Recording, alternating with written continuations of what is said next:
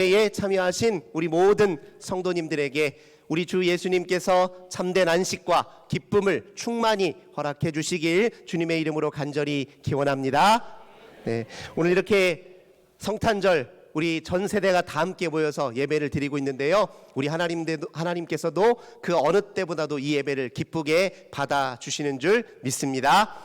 우리 예수님, 우리 이 세상에 보내셨는데 이 험한 세상 우리 살다가 때로 넘어지고 부서지고 찢겨지고 상해서 우리 보시니까 아프셔서 당신 마음 아프시고 또 우리 홀로 두실 수 없으셔서 이 세상에 친히 오셨습니다. 우리 주님 온전히 영접하시길 주님의 이름으로 간절히 기원합니다. 오늘 예수님의 탄생의 과정을 통해서 우리 주님께서 우리에게 오신 그 이유와 그 목적, 그 사랑을 우리가 확인할 수 있습니다. 요셉과 마리아는 아우구스투스 황제가 명한 대로 인구조사에 응하기 위해서 고향 땅 유대 베들레헴을 방문했습니다. 갈릴리에서 베들레헴까지는 80km, 거의 100km 가까이 거리입니다. 상당히 먼 거리였는데요. 본래 요셉이 다윗의 자손이었잖아요. 다윗의 동네, 다윗이 태어나고 나고 자란 동네가 어디죠? 베들레헴이었습니다. 그래서 요셉도 본적이 베들레헴이에요. 인구조사를 하기 위해서 베들레헴까지 이동해야 했습니다. 그런데 그때 마리아는 만삭이었어요. 아이가 곧 나올 때가 가까웠습니다. 베들레헴에 당도한 요셉은 우선 마련할 거처부터 구해야 했습니다. 그런데 생각보다 마련하기가 쉽지 않았어요. 임시 거처라도 사용할 만한 여관을 찾았는데 여관이 빈 방이 하나도 없는 것입니다. 그때 갑자기 마리아가 산통을 하기 시작했어요. 이제 곧 애가 나올 것 같은데 요셉이 급한 마음이 들었습니다. 그래서 어떻게 했습니까? 베들레헴의 집집에 노크를 하기 시작했어요. 이제 어느 집이든 문 열고 들어가서 그 집이 맞아들이면 거기에서 애를 낳아야 할 참이었습니다. 노크를 하는데 누가 그 집의 문을 열어 주었을까요? 우리 한번 재미있는 상상을 해볼까요? 여러분 같으시면, 여러분이 당시 베들레헴에 사셨다면 여러분들은 문을 열어 주시겠습니까? 기꺼이 요셉과 마리아를 맞이하시겠습니까? 오늘 이 세상은 그런 것 같지는 않아요. 자기 집 공개하는 것도 꺼려 하잖아요.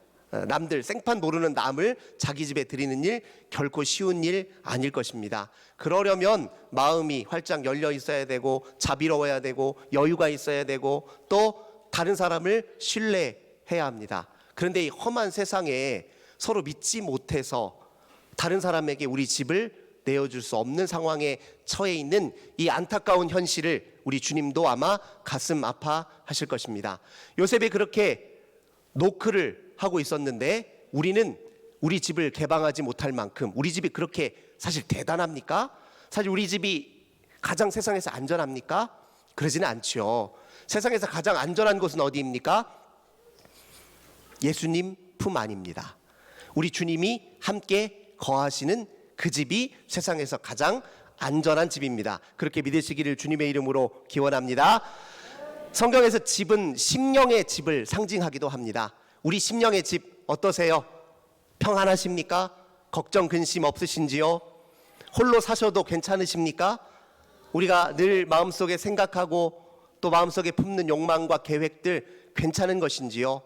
우리 이 심령의 집에 우리 주님을 모셔드려야 우리가 평안할 줄 믿습니다. 우리 친구들 예수님을 마음에 품고 살아야 행복합니다. 기억합시다. 요셉이 그렇게 문을 두드리고 있는데요.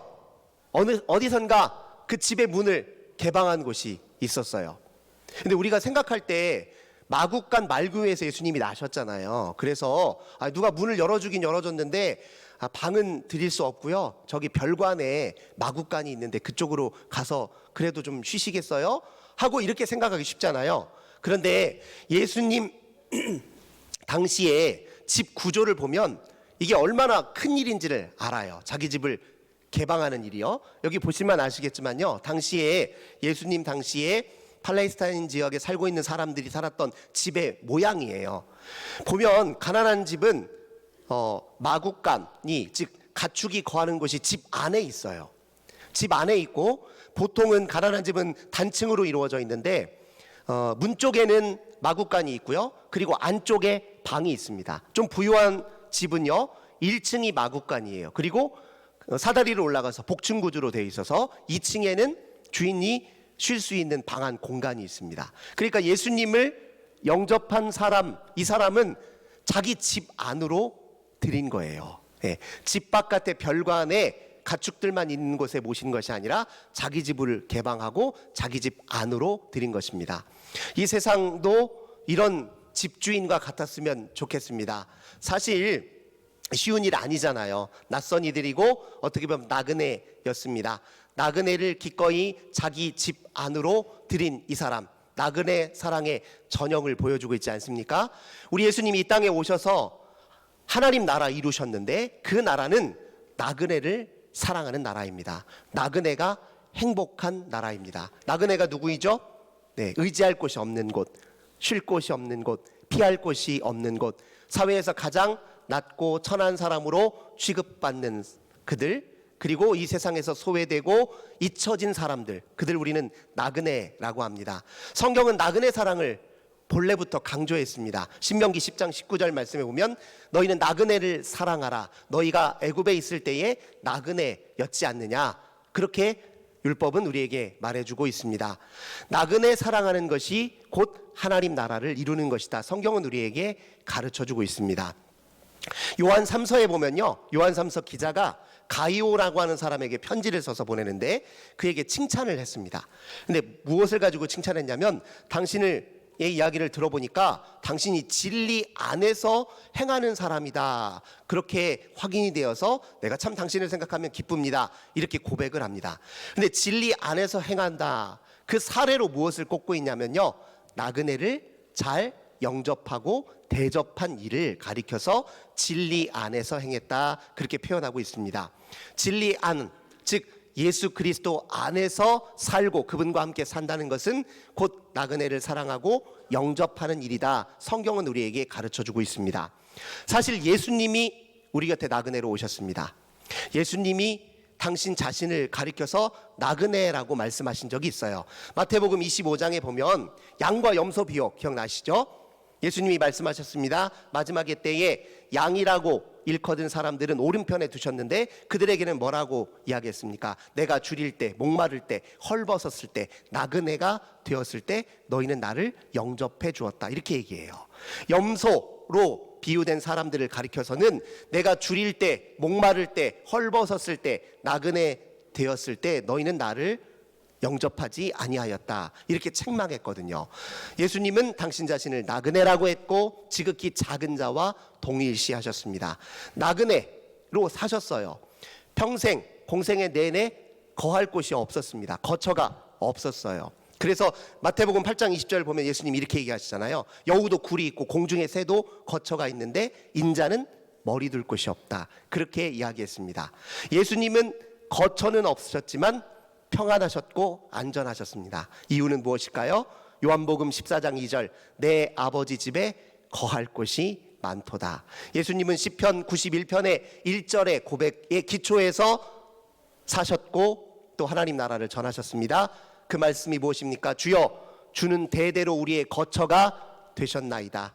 시편 92편 9절에서는 이렇게 얘기합니다. 네가 말하기를 여호와는 나의 피난처이시오 지존자를 너의 거처로 삼았으므로 화가 내게 미치지 아니할 것이고 재앙이 내 장막을 비켜갈 것이다. 천사들이 너를 지켜 보호할 것이다. 시편 기자가 그렇게 고백했잖아요. 예수님 그 고백 때문에 나그네로 사셨지만 누구보다도 행복하고 안전하게 사셨습니다. 주님과 함께 사는 삶이 가장 안전한 삶이라는 걸 그렇게 보여주셨습니다. 그렇게 누군가 집 문을 개방해서 예수님께서 마구간 말교에 태어나셨습니다. 그렇게 태어나셨는데 구주로 오실 분이 이 세상에 오셨는데 과연 누가 예수님을 기쁘게 반갑게 맞이했습니까? 성경에는 예수님의 탄생을 기뻐한 사람들을 크게 둘로 분류합니다. 첫 번째 부류는 오늘 청년들이 보여줬죠. 동방의 박사들이었습니다. 이 동방의 박사들은 추정컨대 아마 페르시아 근방에서 온 사람들, 지금으로 말하자면 이란 지역이라고 볼 수 있겠죠. 여기에서 온 사람들 아니면 이라크, 지금의 이라크 고대 바벨론 문명에 속해 있던 사람들이었을지 모르겠습니다. 이들은 틀림없이 유대인은 아니었지만 여호와 하나님을 알았고 여호와 하나님 신앙을 가졌던 사람으로 추정합니다. 그래서 메시아가 오실 것도 알고 있었어요. 동시에 고대 동방의 지역에는 천문학이 발달해 있잖아요. 별을 연구하고 별자리의 움직임에 대해서 깊은 조회가 있었던 사람이었음이 틀림없습니다. 어느 날 별을 보는데 이상한 별 하나가 출현했어요. 그리고 그것을 하나님의 징조로 그들이 알아차리고 인식했습니다. 그래서 별을 따라 유대 땅 베들레헴까지 와서 예수님을 만났고 예수님에게 경배를 올려드렸습니다. 이 동방 박사들이 상징하는 사람들이 누구일까요? 이 인생에, 우리 삶 속에 하나님의 징조와 사인을 알아차리는 사람들. 우리 삶이 때로 고되고 힘들고 어렵지만 그럼에도 불구하고 그 속에 하나님의 은총이 깃들어 있음을 알아차리고 확인하고 감사할 줄 아는 사람들이 바로 동방 박사들이 상징하는 사람들입니다. 그래야 우리가 우리 예수님을 기쁘게 반갑게 맞이할 수 있습니다. 두 번째 부류의 사람들이 오늘 우리가 함께 읽었던 목자들이었어요. 이 목자들, 당시 예수님 당시의 목자들은요, 가장 낮고 천한 직업군에 속한 사람들이었습니다. 우리는 목자하면 낭만적으로 생각하는데요, 실제 예수님 당시에는 가장 낮은 직업군이에요. 이들은요, 오해를 많이 받았습니다. 우선 목초지를 따라 양을 끌고 다니기 때문에 집에 있질 않아요. 집을 오래 비워두고 임시 움막에 거주하면서 그렇게 양을 돌봤거든요. 몇 달씩 집을 비웁니다. 노숙자처럼 생활했어요. 그리고 여러 곳을 떠들다 보니까 필요한 생필품들을 구하기 위해서 그 마을의 이웃들에게 도움을 청하고 손을 내민 적이 많습니다. 그런데 어느 날 목자들이 머물다가 갔는데 자기 집에 물건이라도 하나 없어져 보세요. 그러면은 이거 목자들이 훔쳐간 것 아니야, 의심을 받았단 말이에요. 그래서 목자들은 당시에 노숙자 취급도 받았고 도둑놈 취급도 받았습니다. 그런 목자들에게 그 밤에 양을 지킬 때에 주의 천사가 임하였습니다. 강한 빛으로, 따뜻한 빛으로, 그 어떤 빛보다 밝은 빛으로 그들을 비추었어요. 목자들 깜짝 놀랐죠. 세상에 누구도 나를 주목해주지 않았는데, 나는 이 세상에서 잊혀진 사람들이었는데, 나는 이 세상 누구도 존귀히 여기지 않았는데 과연 이 빛은 무엇인란 말인가? 그들은 놀랐습니다. 그리고 그에게 천사가 놀라운 소식을 전합니다. 기쁜 좋은 소식을 너희에게 전하는데 유대 땅 다윗의 동네에 구주가 나셨습니다. 그분을 가서 뵙고 경배하십시오. 천사들이 이렇게 얘기했어요. 그때 천사들이 오늘 청년들이 노래했듯이 이렇게 수많은 천군 천사들이 하늘에서 노래합니다. 지극히 높은 곳에서는 하나님께 영광이요, 땅에서는 하나님이 기뻐하시는 사람들에게 평화로다, 이렇게 얘기했습니다. 하나님이 누구를 기뻐하시길래? 목자들을 기뻐하신대요. 목자들이 누구이길래요? 신앙이 출중합니까? 성품이 출중합니까? 인격이 고매하던가요? 그들이 큰 덕을 쌓았던가요? 아닙니다. 목자들은 하나님을 절실히 필요로 하는 사람들을 상징합니다. 하나님을 절실히 필요로 하는 사람들을 하나님이 기뻐하십니다. 하나님을 절실히 필요하는 사람들은 하나님을 찾는 법을 몰라도 괜찮습니다. 왜요? 그 사람들 하나님이 먼저 찾아오시기 때문에 그렇습니다. 이 세상의 목자들에게 먼저 주의 기쁜 소식이 전해졌습니다. 목자들 그 소식을 듣고요, 어떻게 반응했습니까? 주저할 필요가 없었죠. 바로 우리가 베들레헴에 가서 이 일이 정말 그런지를 확인해 보자 하고 주저하지 않고 달려갔습니다. 우리 역시 마찬가지죠. 주님 내게 오셨음을 알았으면 주저할 이유가 없습니다. 주님 예배하는 일을 주저할 필요가 없고, 주님께 경배하고 주를 위해 헌신하고 주님과 동행하고 주님과 사귀며 주님의 주신 사명에 힘쓰는 일을 주저할 필요가 없습니다. 바로 힘써야 됩니다. 주님 오신 사람들, 주님 영접한 사람들은 그 일에 총력을 기울여야 합니다. 목자들이 가서 정말 예수님과 그리고 마리아와 요셉을 보았습니다. 그리고 천사가 전해준 소식을 다시 한번 그들에게 전해주었습니다. 이 이야기를 다 들었어요. 누구도 들었습니까? 요셉도 마리아도, 그리고 그 집을 개방해서 자기 집 안으로 들였던 집 주인도 들었습니다. 목자들이 그 소식을 전했을 때요, 어떻게 반응했느냐? 오늘 본문을 보니까 그들이 놀랐다라고 표현해요. 그리고 마리아는 어떻게 반응했습니까? 마리아는 그 이야기를 듣고 자기 마음에 새겨서 생각했다, 이렇게 표현합니다. 목자들이 예수님에 관한 소식을 전했을 때 그게 두 부류로 분류할 수 있어요. 어떤 사람들은 저들이 뭘 안다고 그런 이야기를 해, 어디서 또 저런 말도 안 되는 이야기를 지어내서 우리한테 거짓을 늘어놓는 거야. 이렇게 반응하는 사람들도 있었을 것입니다. 그러나 어떤 부류의 사람들은 목자에게 오신 분이라면 주님의 사랑이 미치지 않을 곳이 어디란 말인가? 가장 낮고 천한 자들에게 오셨다면 주의 사랑이 온 세계 끝까지 오신 것 아닌가? 우리도 때로 우리 삶이 나락으로 떨어지고 바닥을 기고 삶이 무너지고 절망에 빠질 때도 있을 텐데, 그래도 그 순간 우리가 희망을 가져야 될 이유가 분명해졌구나, 이렇게 고백하면서 목자들의 소식을 함께 기뻐했을 것입니다. 마리아가 그랬어요. 마리아가 그 소식을 듣고 주님 오심을 자기 마음에 새겼습니다. 우리도 그래야 됩니다.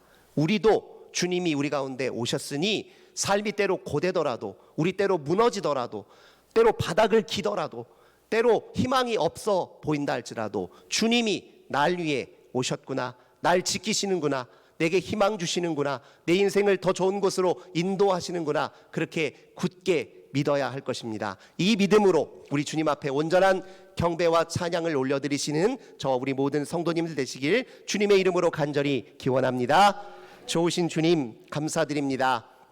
주님, 가장 낮은 사람들, 이 사회에서 이름도 빛도 없는 사람들, 잊혀진 사람들에게 먼저 찾아가셔서 당신의 구원의 기쁜 소식을 들려주신 것 참으로 감사드립니다. 주님이 가장 낮은 곳에 오셨사오니 주님의 사랑이 미치지 않을 곳이 없고 주님의 사랑이 미치지 않는 순간이 없음을 저희들 굳게 믿습니다. 이렇게 우리를 구원하기 위해, 우리를 위해 친히 오신 주 예수님을 영원히 우리의 심령에 모시며 주 안에서 안전히 거하며 평안을 누리며 사는 저희들 다 되게 하여 주옵소서. 주 예수님의 이름으로 간절히 기도드립니다. 아멘.